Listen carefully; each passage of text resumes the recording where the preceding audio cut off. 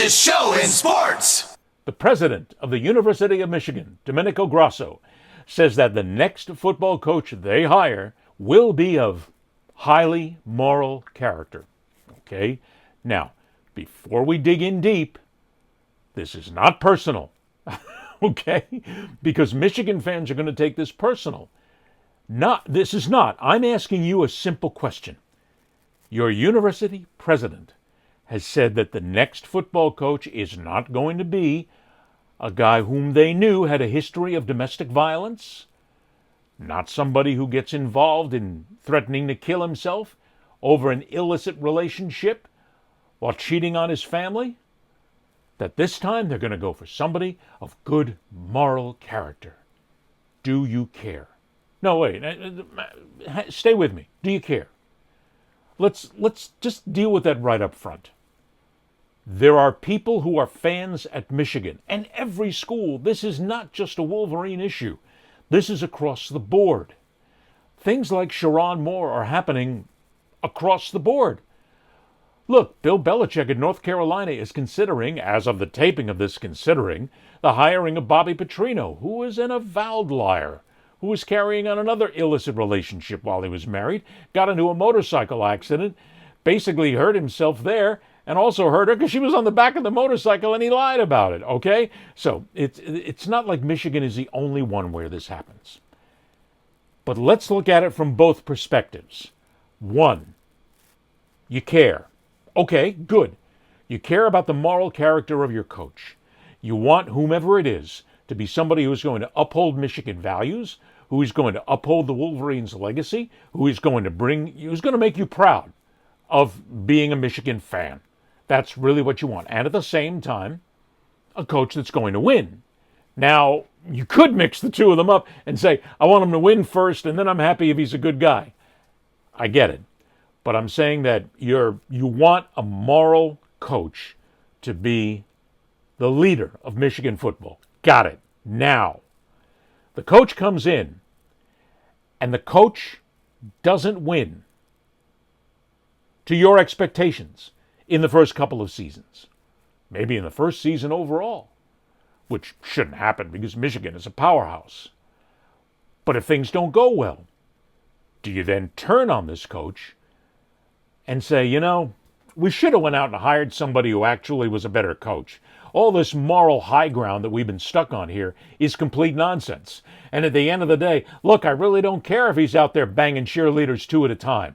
I don't care because I want to win.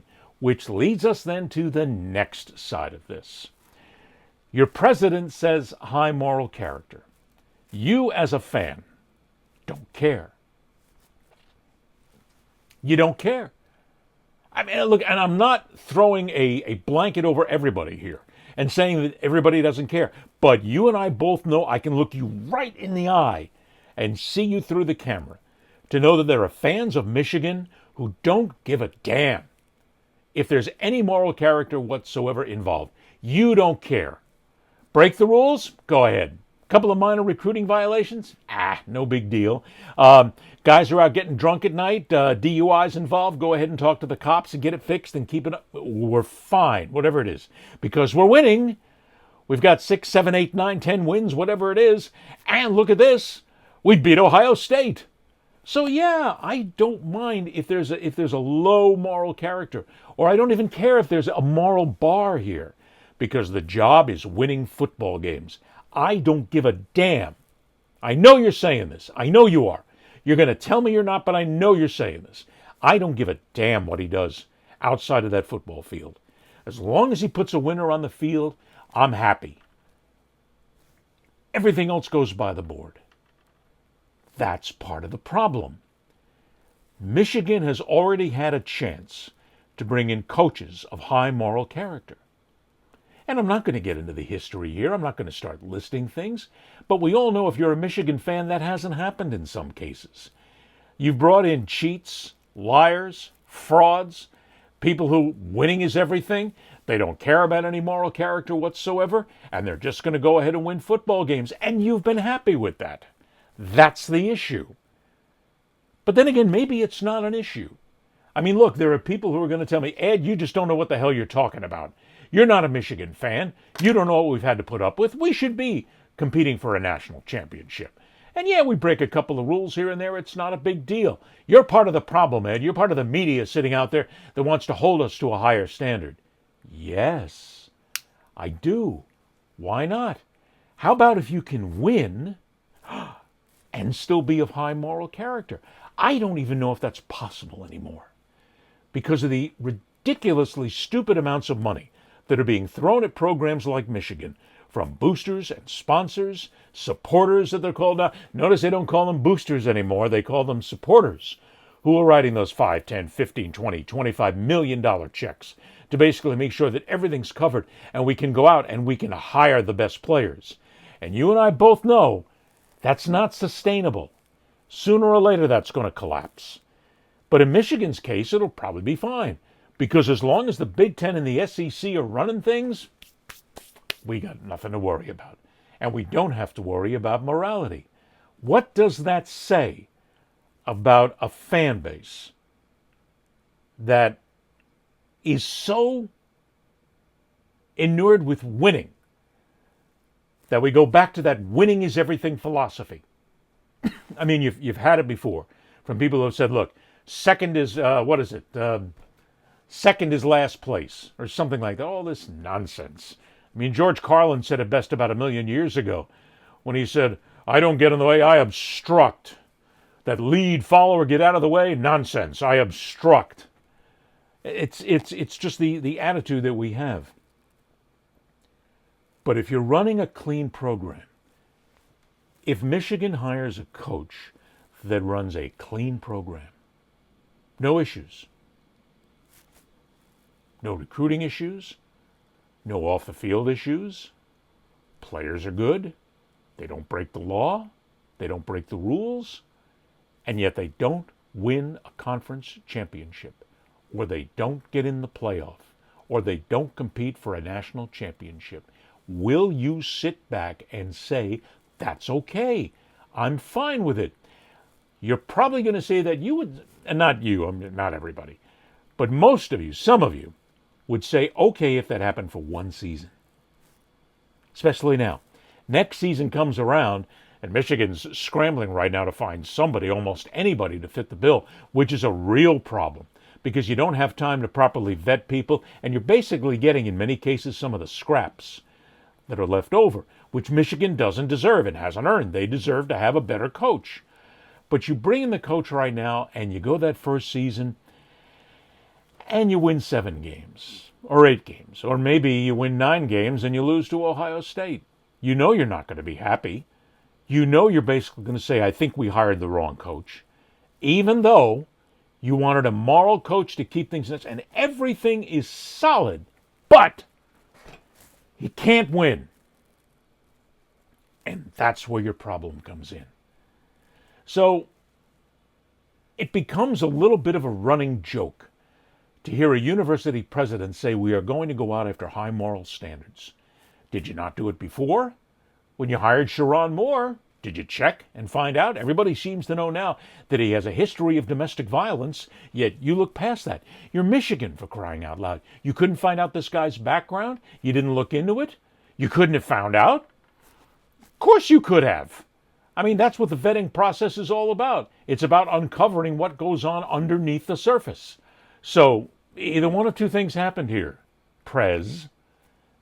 Either you did your due diligence and you found out that Moore was a problem, and you found out that there were some issues in his backside that were going to come back and bite you in the ass. You found about it, you knew about it, you let it go. And because you let it go, we're in the storm right now. You put us there because you hired this guy. Or, the chance is, you went out and did your due diligence and you didn't find anything. How could you not have found out? Seriously, you're Michigan. You have millions of dollars. You have investigations. You have investigators. You have ways. You have connections. You can find out anything about everybody. I can guarantee you that there's not a person on that athletic department, in that administration, that hasn't been vetted to the point where they know every single thing about their past. So if you did look into his past and you didn't find out that he has a problem, well, you're inadequate then. You're not getting the job done. So I, as a Michigan fan, am going to come out and ask, why should I trust you? You screwed it up once before. Maybe you screwed it up 2 or 3 times before. So why should we believe that this is going to be different?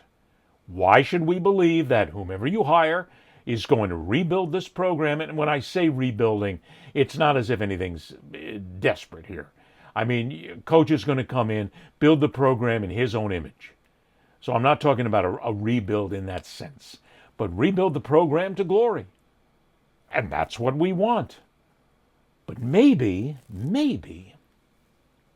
you got to be satisfied with a little less. Maybe for a season or 2, you have to be satisfied with not winning the conference, not beating Ohio State. But if you see things getting better and you see things improving, are you willing to give that coach a break? Are you willing to sit back and say, yes, I'm going to give you time? And I can tell you right now, the answer is a resounding no.